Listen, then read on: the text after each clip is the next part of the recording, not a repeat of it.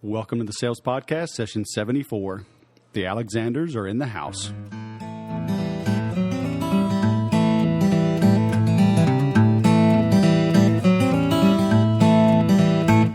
Welcome to the 74th edition of the Sales Podcast. Today I've got my friends Greg and Julie Alexander. They are the founders of the Alexander House.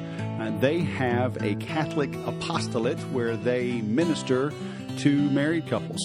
They have a great story. I've known them 10 or 11 years now, and they are a great example of making your misery your ministry. It's a fascinating story. They were near divorce. They turned their life around. They discovered God's will, and they've been out there building a business. And it is a business. It's a nonprofit. They're also building the business side of things. They are authors. They have a radio show. They have a television series. So I think you'll get a lot out of this, both spiritually as well as from an entrepreneurial standpoint. So with marriage in mind, today's joke goes something like this. Marriage is love, and love is blind. So marriage is an institution for the blind.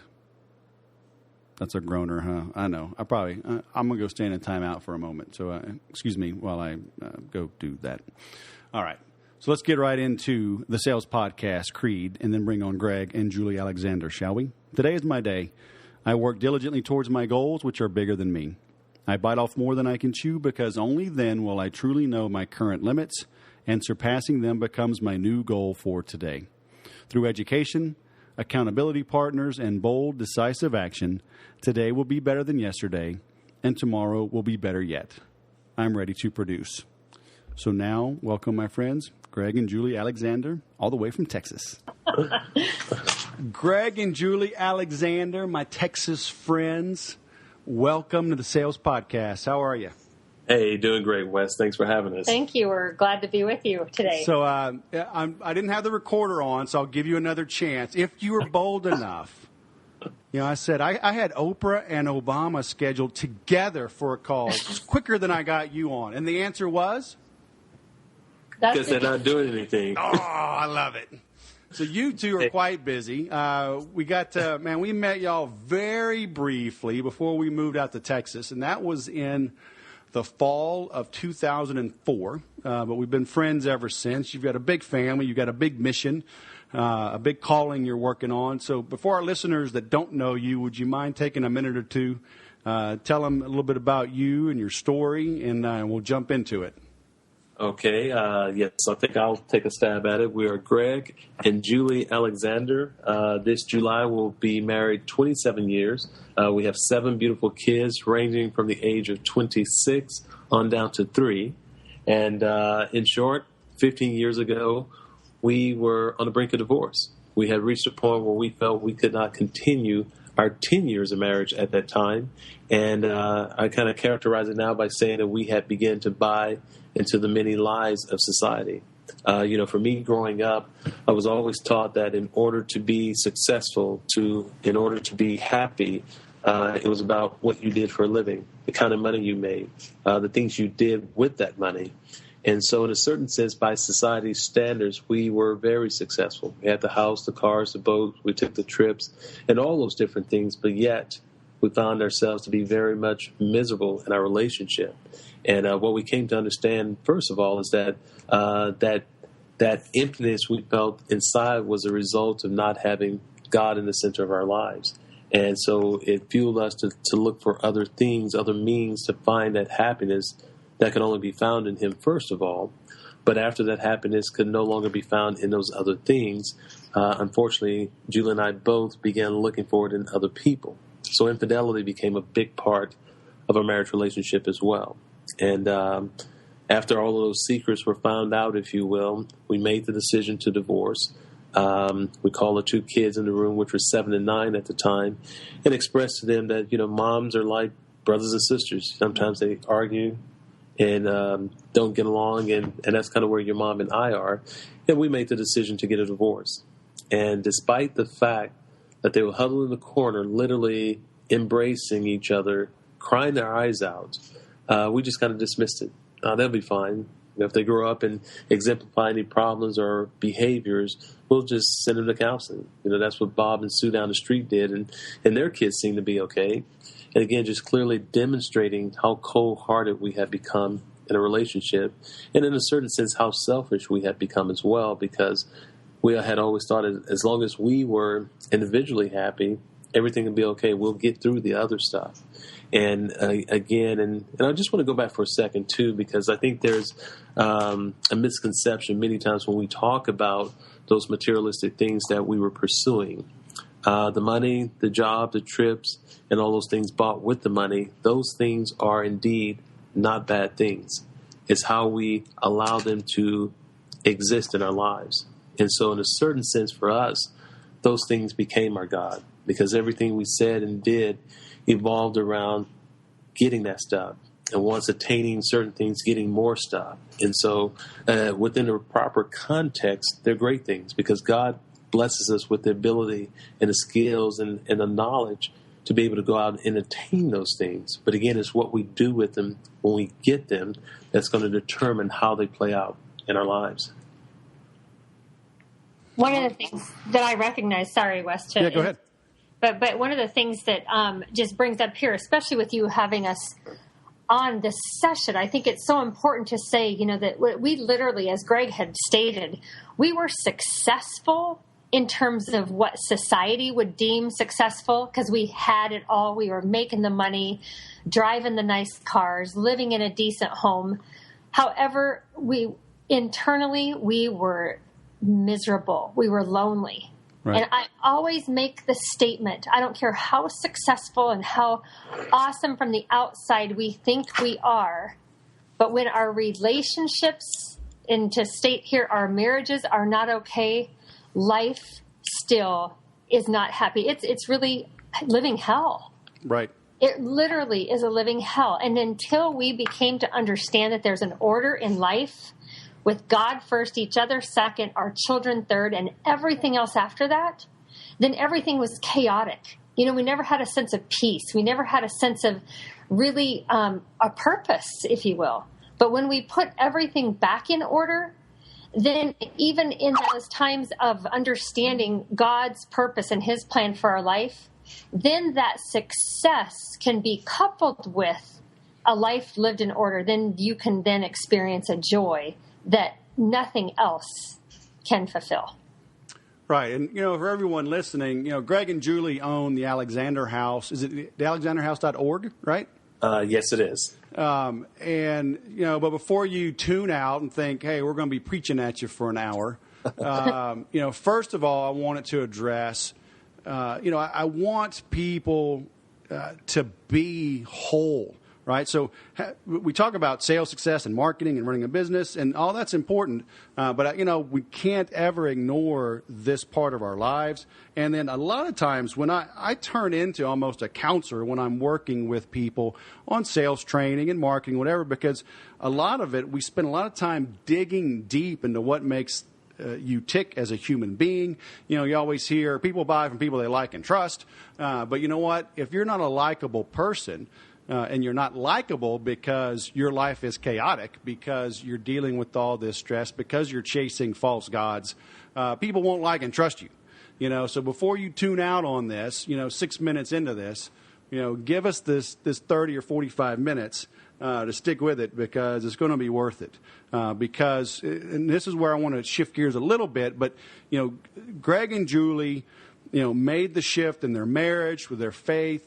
But then they made it their mission. I think I learned this from y'all, where you say, make your misery, what was it? Make your misery your mission, or something like that? Right. Oh, no. Make your misery your ministry.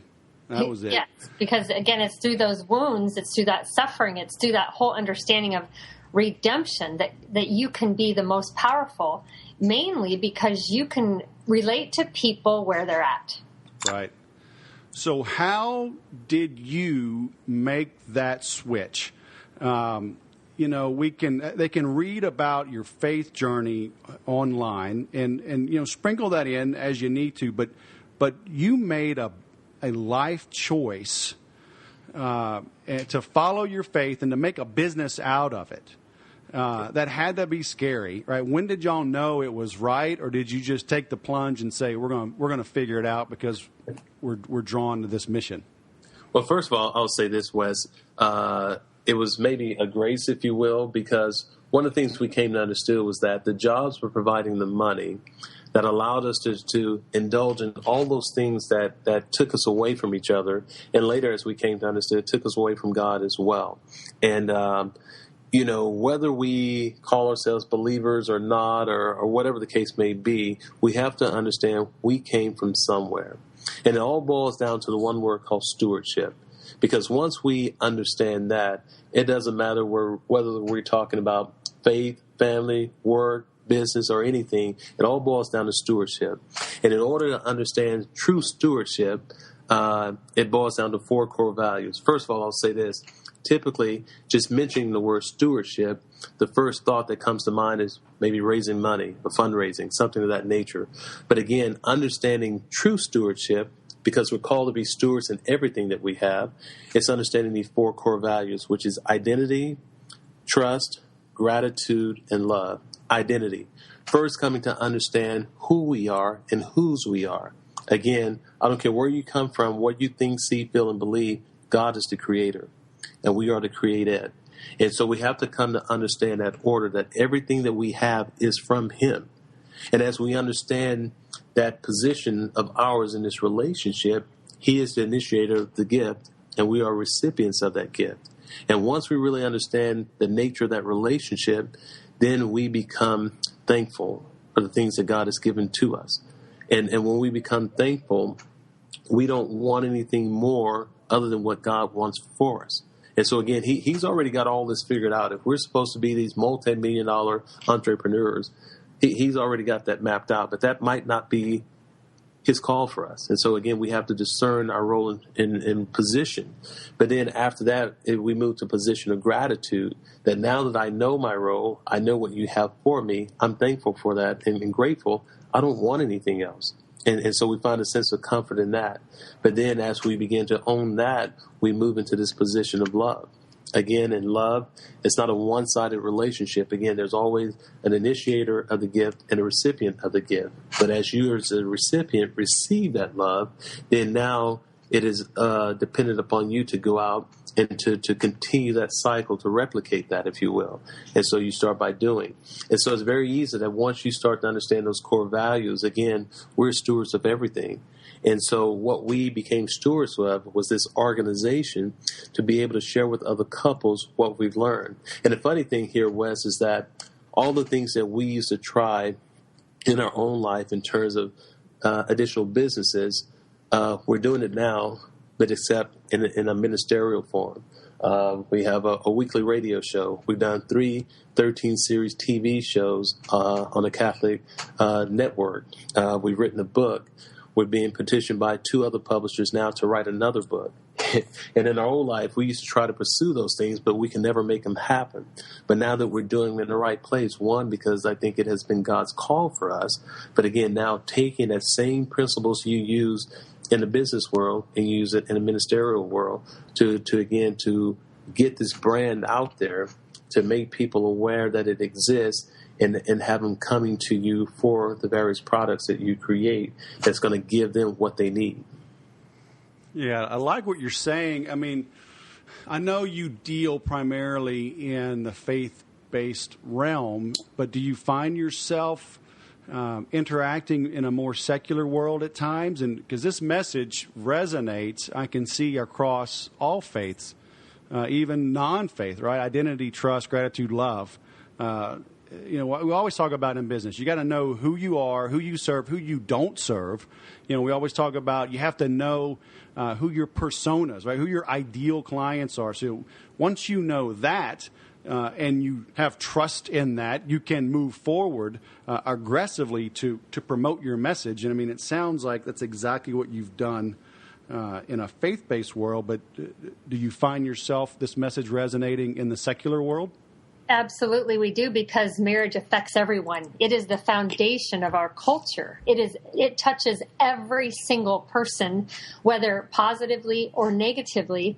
But it all boils down to one thing, whether it be for our ministry, in businesses, or it starts right here in our own, like you said, your own self, your identity, but then it boils down to relationship. People know today you can't sell anybody anything, just the mere fact of it being a product or an item or something that might make their life better. You have to enter into relationship with another person in order for them to trust you, because of where we are today in our culture. There's such a lack of trust in relationships because people use people. But we know and feel that internally. So when our whole bottom line truly is to help one another have a better life, whether it's through a product you sell, something that you have to offer, or including having a better relationship, then it goes across the line. It's for every single person. Right. And so in essence, taking the different products we have per se and identifying with the needs of the individuals and demonstrating how our products benefits or fulfill the specific needs that they have.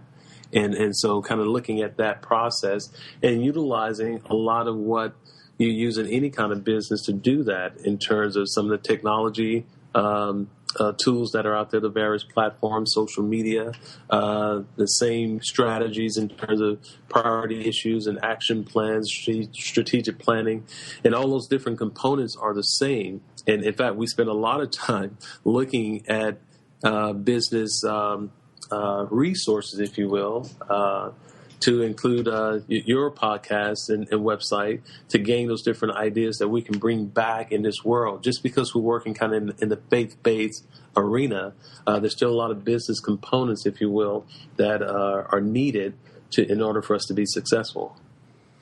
Yeah, I mean, I like the fact that, y'all have embraced the business world to get your faith-based message out, but I wanted you on the show to bring the faith into the secular business worlds of my listeners. Because, honestly, I'm tired of getting beat down for being a Christian.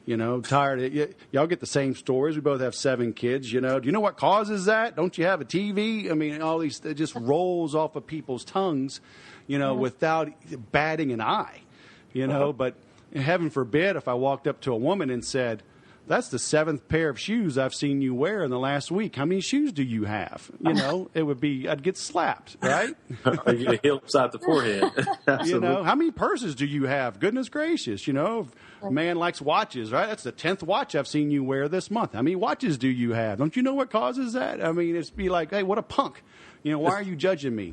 But when it comes to kids and faith, I feel like we're slowly getting beat down, aren't we? Oh, absolutely. And I think because we live in a society today that continues to push God out of the classroom, out of the legal system, and in some respects out of church in and of itself. And when we get rid of God, that allows that moral relativism to come in. In other words, my belief is my truth. It is the truth, if you will. And so we have to go back and understand that this freedom that we're looking for, as defined by the world, freedom being anything that you choose to do. But we find clearly in Scripture, John 8, verse 31 to 32, that authentic freedom can only be found when we come to know, understand, and live what it is that God in Christ has set forth for us. And so we should not be content in anything else except for what the Father wants us to have. Again, the Creator for the created. Again, understanding that position, that identity of whose we are. And because then and only then can we live out to the fullest of what God expects. And so it's coming back and putting all of that into context and begin to make it applicable to our business life, to our personal life, and any other relationship that we enter into. One of the things that we have, since we hit rock bottom, and the first thing that we did is we got on our knees and we went to God in prayer and saying, God, we have tried living this marriage the way we thought it should be, and it doesn't work. We've tried it the way society thought it should be, and it truly doesn't work. We sincerely ask you to come into our lives to show us how you want us to live this thing called marriage. And if you deliver us from this evil, we'll commit the rest of our lives in working in some kind of marriage or family ministry. So we did that. We prayed. We ended up quitting our jobs and starting this ministry full time, almost like in the snap of a finger. But I say that because we carry that out now through every single day. We get up, we pray together as a couple.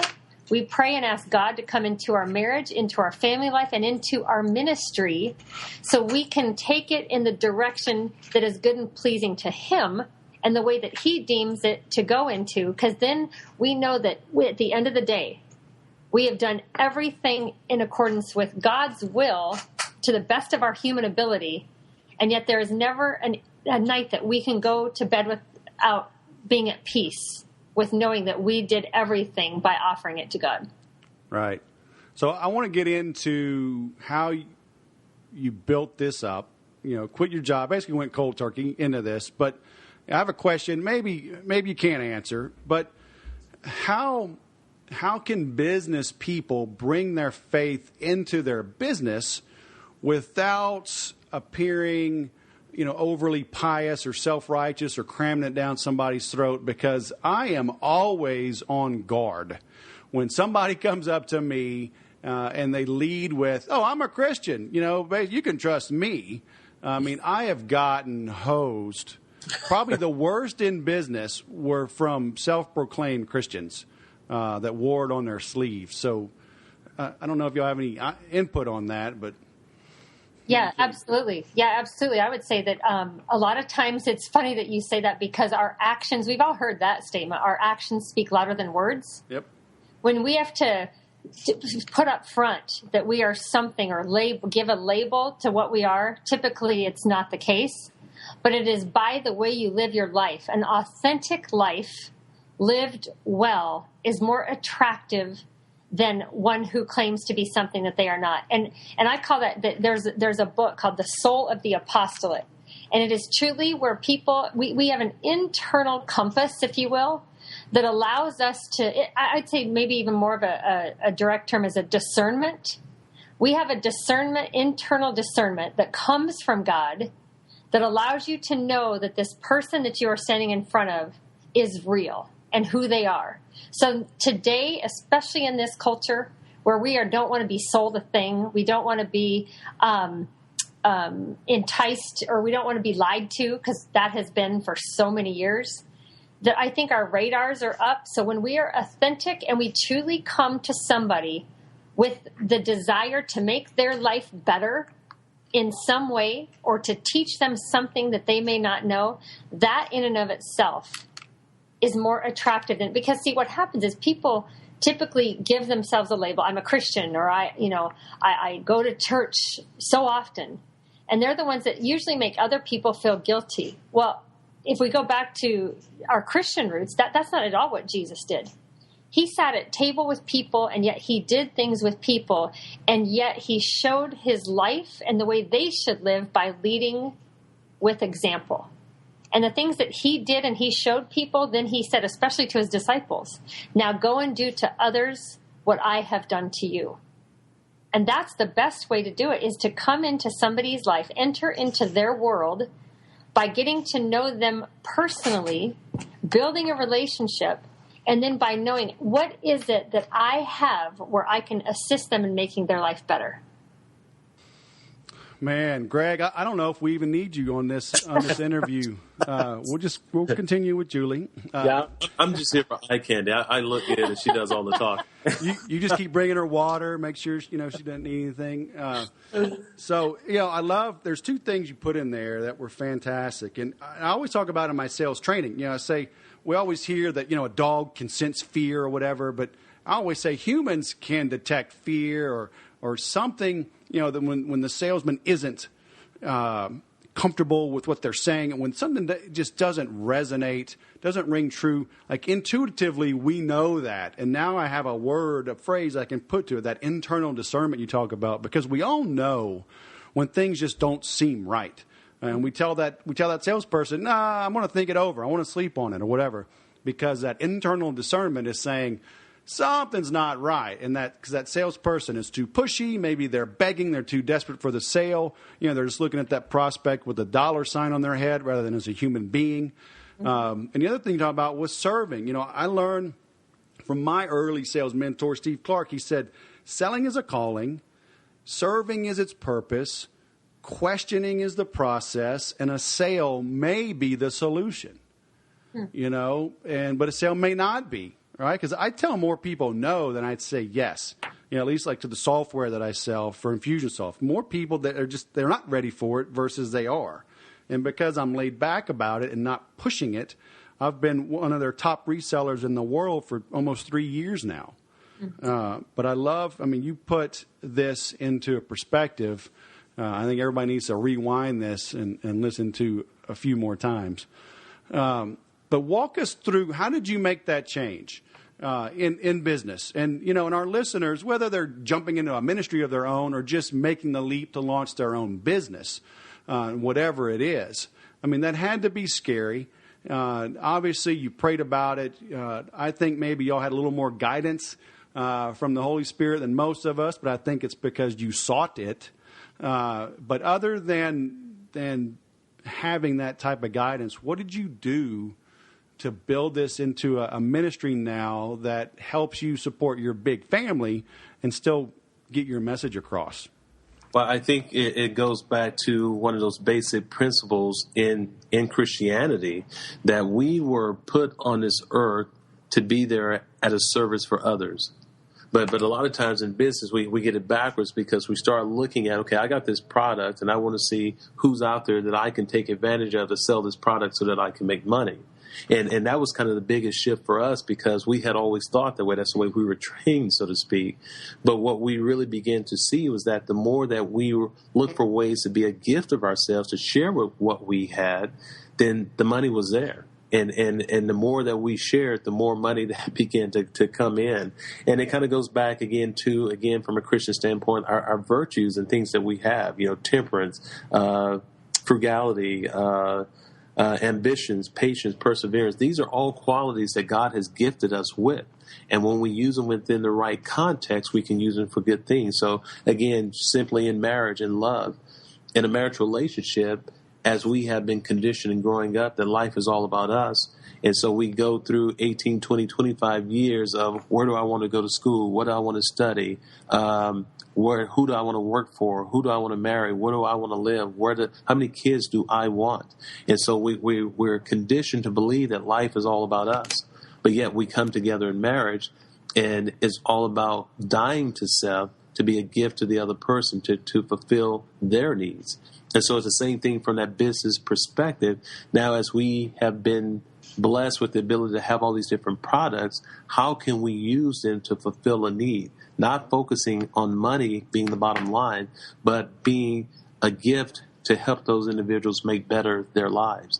And when we do that, just maybe the way that God has kind of created the universe, if you will, then there's what many would call a blessing. But again, the compensation comes in as a result. And that's not to say that you sit back and you don't plan to do anything. You just do good stuff. You still have to put forth the goals, the plans, and the processes in place to make it happen. It's just at the end of the day, the thought is not so much about how do I make more money, as opposed to how do I bring others closer to Christ by enriching their individual lives, their lives as a couple, or their lives as a family. And again, when we start to take that focus, Wes, in everything that we do, we'll live in a better place. St. John Paul II, who's a new saint to the Catholic Church, once made this infamous statement. He said that as the family goes, so goes this nation, and so goes the world in which we live. So if we want a better nation, a better world, it behooves us to go back and not just focus on the family, but to focus on marriage. And so as we begin to build marriage, it in essence builds a family and builds culture. So again, I say all that to say is that then as we learn these different principles and things that we're talking about, if we own that as a mom and dad, a husband and wife, and we pass those same traits on to our children, and so as they grow up and get involved in school and education and business and the like, and they start to enter in all their relationships thinking about how can I be a gift to this person to make things better, as opposed to being selfish, we'll see better families, better communities, better nations, a better world as a result. And just allowing that process to be transferred over in every aspect of our lives, to include our business life.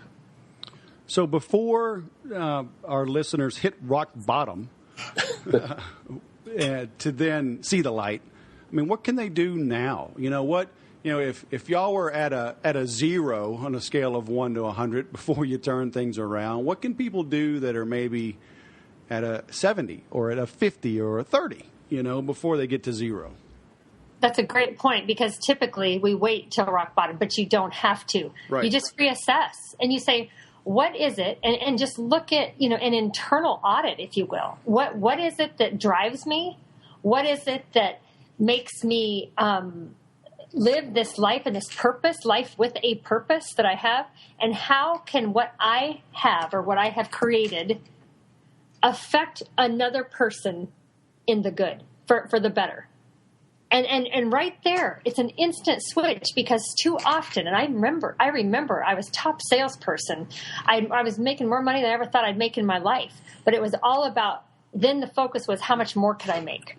How much better could I be? How much more could I do so I could buy more stuff or get more things? But when I switched my understanding to how many more people can I help, instead of having a use mentality, I had a service mentality. Right then, everything can change. And then you're more joyous when you go and talk to other people about what it is you have to offer them, instead of how to get to know that person so you can take from them.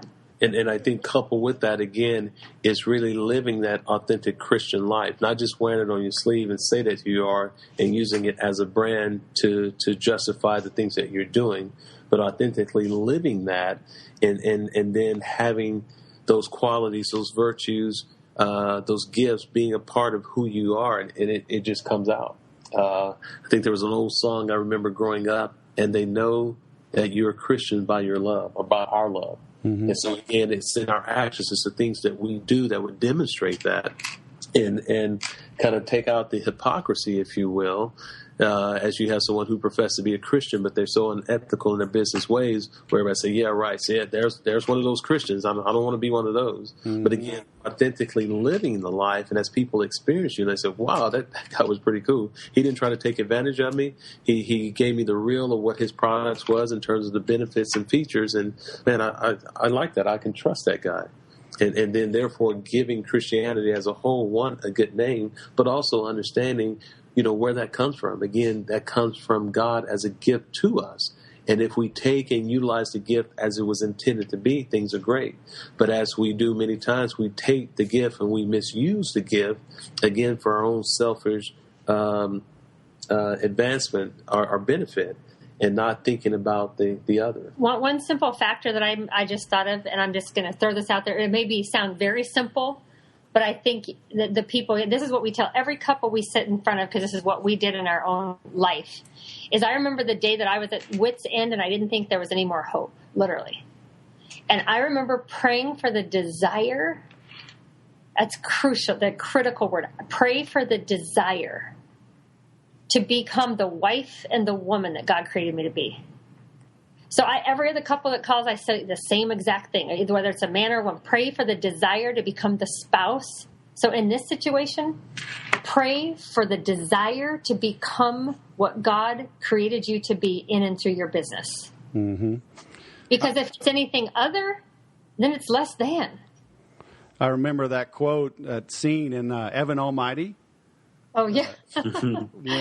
When the wife, she was struggling. She was at that restaurant, and Morgan Freeman's the waiter, and he's also God. Mm-hmm. And he said, when somebody prays for patience, does God give you patience, or does he give you an opportunity to be patient? Mm-hmm. Yes. And it was like, oh, that's pretty deep. Yeah, it is deep. And that's what we've recognized in the work that we do. We'll tell people all the time, do this, do that, don't do this, do this. This will work better. And then it comes down to that every single time. And they're like, well, I've tried and I've done what you said. But we ask the question, do you have the desire? And they stop in their tracks and they will be very honest and say, well, you know what? I don't think I do. Or, yes, I do, but I haven't prayed for it. And I think Wes brings up a good point, because a lot of times we want things, and maybe even asking God for those things, and we act as if it's supposed to be kind of like a wave of a magic wand, and all of a sudden I get it.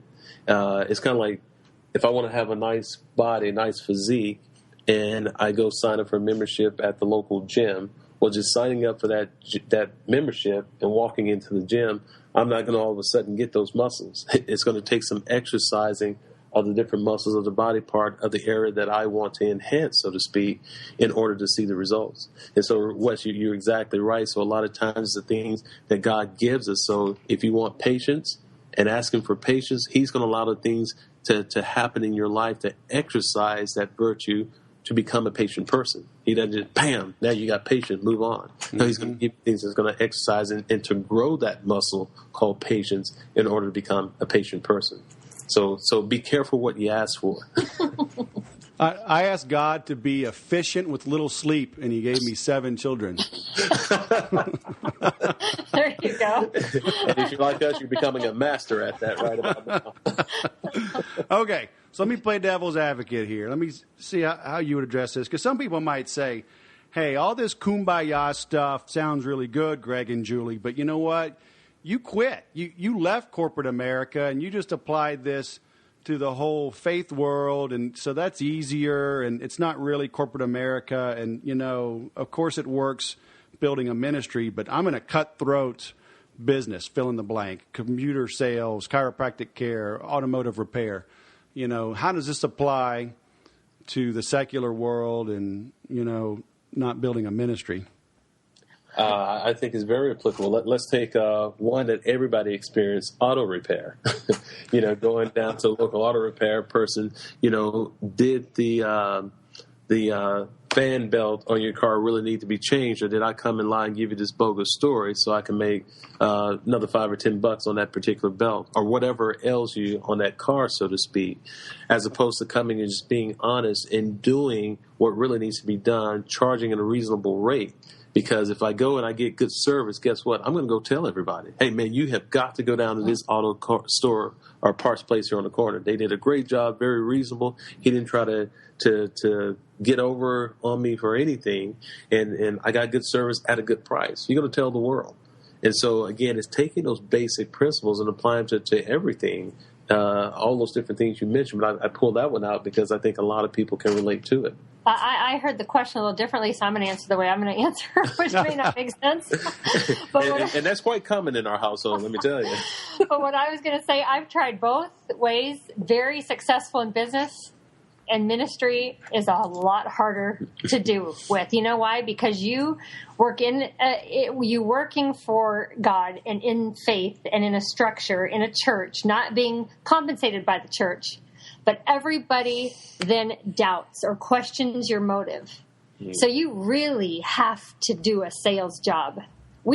Sadly, we are having to sell the idea that people even need to do anything for their marriage.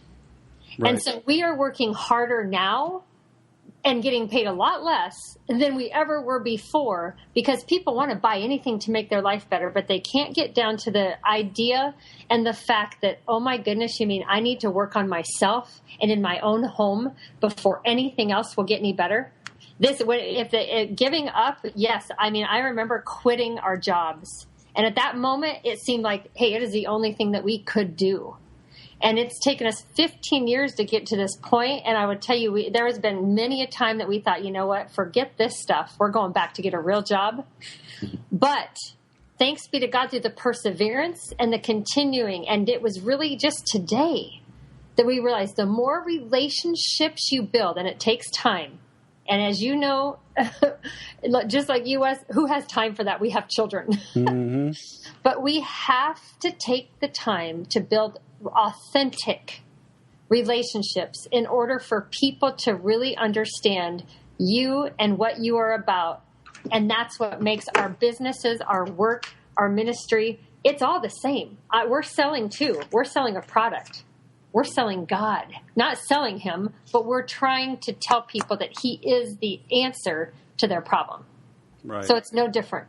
Yeah, and I think it's a little bit harder as well, because just before we got on the call today, we were having to reassess a lot of giving away of our free times to do different talks and different events, to be able to sell people on the fact that, hey, this stuff really works, so to speak, where, that could be time spent somewhere else that's going to be doing something productive to bring in funds. And so you're having to do a lot, as Julie mentioned, to prove of yourself where there is no compensation. Whereas, again, in the regular business world, here's my product. Either you believe in what I say about it and you buy it and I make money, or if not, I move on to the next person. And so I think, again, it is a lot harder. And I think you're kind of held, I should say maybe your feet are held closer to the fire because of the fact that you do wear this Christian cloak. And so people expect certain things from you. Well, you brought up a good point, and I have struggled with this being in sales, believe it or not. And it's, at least in the one-to-many, is really asking for the order. In a one-on-one situation, it's much different than presenting and speaking. I want to teach, I want to share, and, always, in an ideal world, it's like I'll just give great information. Everyone will see how wonderful this is and pay whatever price I'm asking for my program or book or CD or whatever. But it's not that easy. You really have to cultivate that presentation to steer them, guide them towards the solution that you want at the end, which, in your case, you want them to make a donation or buy your programs, but certainly make a donation, contribute. Have you been able to work on that? And what have you done to improve the skill to basically help you ask for the order? There's a couple things. I'm going to go and let Julie go. First of all, I think first it takes you believing in your product. So, for example, when I was in pharmaceutical sales and I was selling a broad spectrum antibiotic, I looked at the other competitors on the market once I began interviewing with this company, and there was no doubt in my heart that because of the coverage of the spectrum of this drug, that it was the best drug on the market. And so for me to go out, it wasn't so much a selling versus me educating the doctors on this particular drug. And so when we believe in what it is that we're selling, it's not so much a sell, but again, it's presenting the facts and then asking for that money. And that's something that was really hard for us in the beginning because, again, you have this ministry, and just slap on the word ministry, people automatically assume that it's supposed to be gifted. Mm-hmm. That you're supposed to do this for me, and I don't owe you anything. And we were very nice and naive in the beginning until we started exhausting ourselves and giving of ourselves to these different couples in particular and not being compensated for it. And it's like, okay, it's like the old sink or swim. Either we continue to do this and give away or we starve, or we're going to have to get the courage to start asking in order to be compensated for what we're doing so that we can make a living. And so just because it's ministry per se doesn't mean that it's free work. That's for those who have kind of devoted themselves to that religious life, and they have these orders and things that provide for them. But as lay people, we had to, in a certain sense, grow a pair, if you will, and start asking for that business, implementing the different matrix for fee structures and things of that nature, not trying to gouge people. So, for example, when I work with couples, we have a matrix that is made up of the fact of based on annual household income for the couple, for the family, and how many number of people are in that family. So for the same service, it ranges from at bottom about $25, $30 a session, on the high end to about $115 based on the income level of that person, because we think everybody needs to have access to this. But again, you're going to pay based on the blessings that you have received in terms of compensation. So if you make more, you're going to pay more. And that's just the way the natural law should work.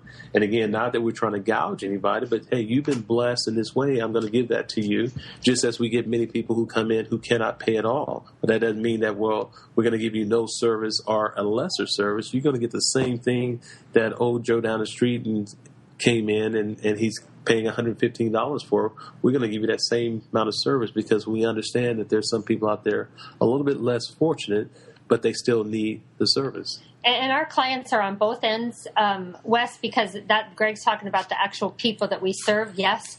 But on the other end, we've learned through, again, as always, we learn through our mistakes. We had a great, we do benefit dinners, we do different events, and we had a lot of people who were excited and supportive. When we don't cultivate those relationships, we lose them. So we were so busy going back and forth and doing the work that we didn't keep up with the people that were donating. So then we had to go back all the way back to the beginning and revamp everything and say, okay, now, and even to this day, like today was one of the first times we sat down and said, you know what? It has been truly by the grace of God that we've made it for 15 years. Yes, doing the work, but we have got to grow because we are so busy. It's beyond our capabilities anymore. So what we need to do is go and cultivate relationships, but that has got to be our number one job, is to let other people know, one, as we do in sales, the problem, the solution, and how they can be a part of helping that become a reality. Yeah, so that's fantastic. So, I mean, what Greg said earlier, I want to bring back and then tie this in with you, Julie, is, you structured your offer so it's accessible for everyone, but there's still an offer. I mean, y'all got clear on that, like, hey, just being a nice guy and gal doesn't cut it. No. Right. You got to ask for the order. So your presentation, you begin with the end in mind, right? At the end there's going to be an offer. Yes. Mm-hmm. And so you structured that to basically take away the objection also, which could be a price objection. Take away, get hit in the head a few times, realize the objection, take it away, and then guide and create your presentation so it leads naturally to a close, which is them investing in some type of product or service from you. Or, like Julie said, these donations are so important, right? And don't think that people will remember you just because they gave once. Mm-hmm. Absolutely. It has got to be that consistent cultivation. They've got to hear from you. They've got to be brought to, whether it's through, newsletters or updates or whatever. We have got to be constant. That's, we've hired just a person just for that, to be the voice, the PR person, because they've got to be the voice of keeping everybody abreast of what is going on, because information is so quick and changing, and people are getting bombarded daily with, internet and emails and all that. So it's really going back to what we've discovered is sitting face to face in front of a person or letting them hear your voice. People want personal connection. For the longest, we would send out newsletters or ask letters, and we wouldn't get anything in return. And there goes, $6,000 down the drain. But then you go and you cultivate and you sit in front of a person, and immediately they know that they are there because they're committed, because they believe in your program, your process, your product. And something else that we learned from you, Wes, is also giving them something at no cost and giving them the best. And so a lot of times we go out and we do spend times in these different events, giving them specific tools that they can use that we know that's going to have a positive impact on their marriage, to lead them to say, wow, if they gave this to us, imagine what we get if we go back and we pay for some of those other things that they have. So again, to this day, we thank you for that little tidbit that has really revolutionized what we have been doing in the area of our marriage enrichment programs. You see that, Julie? He does listen. Yeah, I was going to say something smart, but yes, dear, he does. So when you want to get the point across, just send me an email, and I'll call Greg and I'll tell him. Yeah, I will. I was just going to say he listens to you. All right, there you go. Well, totally aside, and it's interesting. That's a good point. We had a couple in a couple of weeks ago I was working with, and so I'm sitting there and I'm giving all this good information, if you will, to this couple. The husband's nodding in affirmation, just totally agreed. It bought his hook, line, and sinker. And his wife all of a sudden, she said, I can't believe you. He said, what do you mean? She said, I've been telling you the same thing almost verbatim for the last 5 years. And here this guy tells you in 15 minutes, and all of a sudden it's gospel truth. I know. Hey, that illustrates a good point, kind of what you're talking about here, but ties in the power of third parties, right? Of testimonials and referrals, and you just can't take any of this for granted. Get the word out in as many mediums as possible. You have your website, you have your books, you have your series, you've been on television, you travel and give in-person seminars. So, a newsletter, email newsletter. As many different ways to get the word out, because you never know what's going to work, right? And you never know how long it'll work. So you can't sit idly by and trust that it'll just keep working, whatever you did 15 years ago, right? Exactly. And the main thing, what you just said, not only us and standing and telling our story and having all the information there, and to the people, yes, it seems like because we've written a book and we're on TV and a radio, the experts, but you know where the biggest affirmation comes from for other people is other people's testimonies, that they've experienced the Alexander House, they've experienced Covenant of Love date night, they've experienced marriage discipling, and they have gotten this. They are the best friends of the Alexander House because it's word of mouth, and it's people that we know. Today we just went and sat with a couple who's giving a big donation because we assisted their kids, their children, in not divorcing. And you talk about a heart that was touched. We received a donation today because they saw that their kids be transformed. Right. But I mean, that's something that just wasn't natural, right? You had to learn this, and now, I mean, do you have a process whereby you ask for testimonials to make this grow intentionally? Everything that we do anymore now, a disclaimer we have for any process that we offer, whether it's the marriage discipling or a workshop, at the end, not only do we ask them for their permission, but we leave a blank for them to share their story. We just finished conducting what we call a Covenant Love marriage contest, where couples that have been going to the date night component of Covenant Love to submit a video of their experience and how their marriage has been transformed. We had a weekend hotel stay, free lunch and dinners included as well. And so we're always looking for these creative ways to get people to come in and share their story so we can have a whole bank of testimonials that we can use to demonstrate the effectiveness of what we're doing. And that's one of the beautiful things, is that we believe in our product. We know it works. And so we now are trying to use those third-party testimonials to demonstrate to others that it is. Because everybody expects for Greg and Julie to say it's good. But when that comes from someone else who has experienced it, there's nothing more powerful. Right. Well, this has been fantastic. Do you have any parting words of wisdom for our listeners?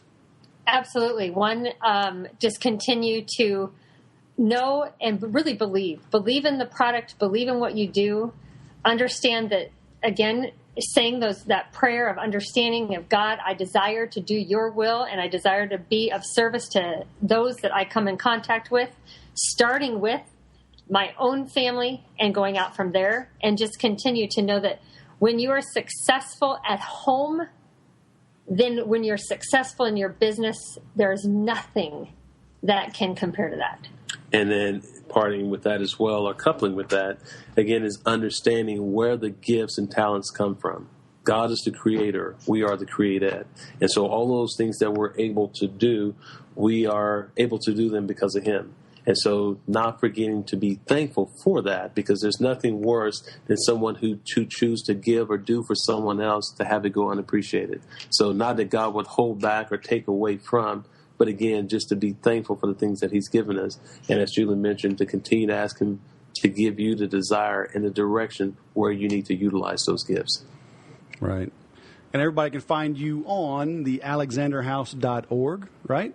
That is correct. They can find you on the Guadalupe Radio Network. Yeah, every Wednesday, 11 a.m. Central Time for Made for Each Other. All right.